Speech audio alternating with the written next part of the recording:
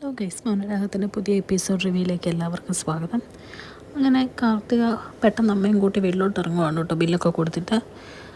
അങ്ങനെ വീട്ടിലോട്ട് എത്തുമ്പോഴത്തേ നമ്മുടെ ബാലണ്ണൻ വെളിയിൽ നിൽക്കുവാണ്. കാർത്തിക ടെൻഷൻ അടിക്കുവാണ് കേട്ടോ. കാർത്തികനെ ബാലണ്ണൻ കാണുകയും ചെയ്യുവാണ്.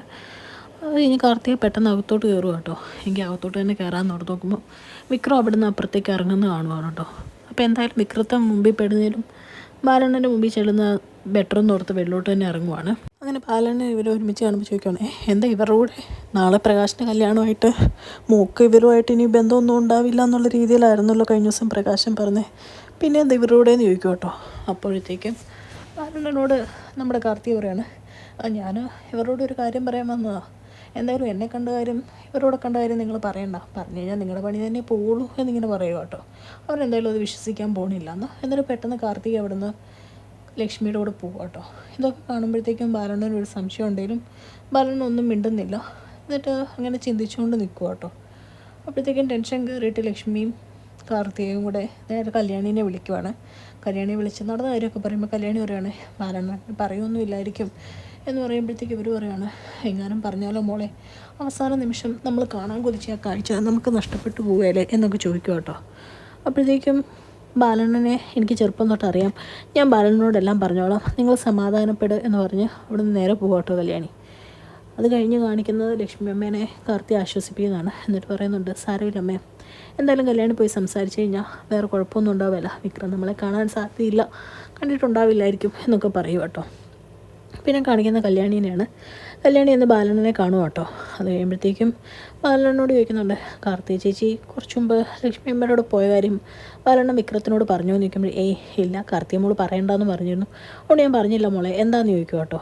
അപ്പോഴത്തേക്കും എല്ലാ സത്യങ്ങളും പറയുവാണ് ബാലണ്ണനോട് നമ്മുടെ കല്യാണി. അതൊക്കെ കേൾക്കുമ്പോഴത്തേക്കും ബാലണ്ണൻ പറയാണ്, ഞാൻ ഓർക്കുകയും ചെയ്തായിരുന്നു മോളെ, ദുഷ്ടനെയൊക്കെ ദൈവം പന പോലെയാണല്ലോ വളർത്തുന്നതെന്ന്.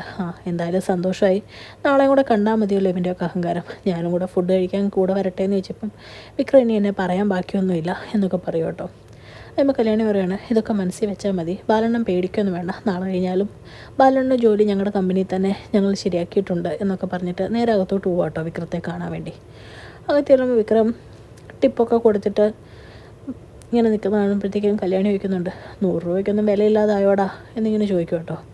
പറയുന്നുണ്ട്, ഞങ്ങൾ നാളെ തൊട്ട് കോടീശ്വരമാണ്, നീ നിൻ്റെ അമ്മയൊക്കെ കല്യാണത്തിന് വരണമെന്ന് പറഞ്ഞ് കുറേ കളിയാക്കുന്നുണ്ട് കേട്ടോ കല്യാണീനെ. എന്നിട്ട് പറയുന്നുണ്ട്, നിൻ്റെ കമ്പനിയൊക്കെ എന്നിട്ട് വേണം അടച്ചു പൂട്ടാൻ എന്ന് പറയുമ്പോൾ കല്യാണി പറയുന്നു, നീ അഹങ്കരിക്കലടാ, വെളിയിൽ ആ ബാലണ്ണനെ നിർത്തിയിട്ട് നീ അകത്ത് വന്ന് ഫുഡ് കഴിക്കുന്ന നിൻ്റെ സ്വഭാവത്തിൽ നിന്ന് തന്നെ നിനക്ക് വലിയ മാറ്റമൊന്നുമില്ല എന്ന് മനസ്സിലായി എന്ന് പറയും കേട്ടോ.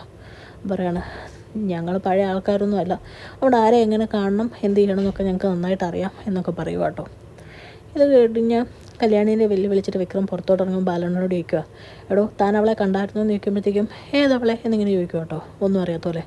അപ്പോഴേക്കും വിക്രം പറയാം, കണ്ടു എന്ന് പറയാം, സംസാരിച്ചു എന്ന് പറയാം, പക്ഷേ ഇനി താൻ അവളുമായിട്ട് കൂടുതൽ കമ്പനി ഉണ്ടെന്ന് അറിഞ്ഞാൽ തൻ്റെ ഇവിടുത്തെ ജോലി ഞങ്ങൾ അങ്ങ് പറഞ്ഞു വിടും എന്ന് പറയും കേട്ടോ. ഇതൊക്കെ കേൾക്കുമ്പോൾ ബാലൻ്റെ മനസ്സിൽ പറയുകയാണ്, നാളെയും കൂടെ എനിക്ക് ജോലി ഉള്ളതെന്ന് എനിക്ക് അല്ലെങ്കിലും അറിയാവിടാ, അത് കഴിയുമ്പോൾ നിൻ്റെയൊക്കെ അവസ്ഥ എന്താണെന്ന് എനിക്കറിയാം എന്നിങ്ങനെ ചിന്തിക്കുക കേട്ടോ. കഴിയുമ്പോൾ പറയുകയാണ്, ഇല്ല ഞാനങ്ങനെ ചെയ്യുമല്ലോ മോനെ എന്നിങ്ങനെ പറയും കേട്ടോ. അപ്പോഴത്തേക്കും പറയുന്നുണ്ട്, പ്രകാശനെ ഒരുക്കാൻ വേണ്ടിയൊക്കെ വരണമെന്ന് പറഞ്ഞായിരുന്നു വൈകിട്ട്, ഞാൻ വന്നോട്ടേ എന്നൊക്കെ പറയണം. പ്രകാശനല്ല, പ്രകാശൻ സാർ, അതുപോലെ വിക്രം സാർ, ഇനി തൊട്ട് അങ്ങനെ വിളിക്കണം എന്നിങ്ങനെ പറയും കേട്ടോ. അത് കേൾക്കുമ്പോഴേക്കും ബാലണ്ണ മനസ്സിൽ ചിന്തിക്കുവാണ്, ഇവൻ്റെയൊക്കെ അഹങ്കാരത്തിന് ദൈവമേ ഇത്രയെങ്കിലും നീ കൊടുത്തല്ലോ എന്നൊക്കെ ഇങ്ങനെ ചിന്തിക്കുക കേട്ടോ. അതുകഴിയുമ്പോൾ വിക്രം പറയുവാണ്, വണ്ടി എടുക്കടോ, വീട്ടിൽ പോകണം, ഒരുപാട് പരിപാടിയുള്ളതാണ് കല്യാണത്തിൻ്റെ എന്നിങ്ങനെ പറയുവാണ്. ഇതൊക്കെ കേട്ട് ബാലണ്ണൻ എല്ലാം മനസ്സിലൊതുക്കി പിടിച്ച് വണ്ടിയെടുത്ത് അവിടുന്ന് പോകുന്നത് കാണിച്ചുകൊണ്ടാണ് കേട്ടോ ഇന്നത്തെ എപ്പിസോഡ് അവസാനിക്കുന്നത്. ചാനൽ ഇഷ്ടപ്പെട്ട് കഴിഞ്ഞാൽ ലൈക്ക് ചെയ്യാനും സബ്സ്ക്രൈബ് ചെയ്യാനും കമൻറ്റ് ചെയ്യാനും മറക്കരുത്. Thank you.